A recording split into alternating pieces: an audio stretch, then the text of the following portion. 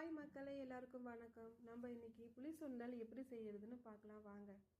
புளி சாதம்னா தெரியும் எல்லாருக்கும். புளி சுண்டல் என்னன்னு கேட்குறீங்களா? புளி சுண்டல் பச்சரிசியில் செய்யறது ரொம்ப நல்லா இருக்கும். அதுக்கு தேவையானது இன்னைக்கு சாப்பாட்டு பச்சரிசி நான் ஒரு 3 கிளாஸ் எடுத்திருக்கேன். அது நம்ம எப்போவுமே சாதம் வடித்து அப்புறம் புளிக்குழம்பு செஞ்சு தானே நம்ம எப்போவுமே கிளறி வைப்போம். இது அப்படி செய்யாமல் 1 பார்ட் ரைஸாக நம்ம செய்ய போகிறோம். அதுக்கு தேவையான புளி ஊற வச்சுக்கலாம். நான் இன்றைக்கி 3 கிளாஸ் அரிசி எடுத்திருக்கேன். அதுக்கு தேவையான புளியை ஊற வச்சாச்சு. இப்போது குக்கரில் எண்ணெய் ஊற்றிக்கலாம். வெந்தயம் 1 ஸ்பூன், கடுகு 1 ஸ்பூன், கடலைப்பருப்பு 1 ஸ்பூன், காஞ்ச மிளகாய், வேர்க்கடலை, கருவேப்பிலை எல்லாமே ஆட் பண்ணி நம்ம நல்லா ஃப்ரை பண்ணிக்கலாம். இது கூட பெருங்காயத்தூள் ஆட் பண்ணிக்கலாம்.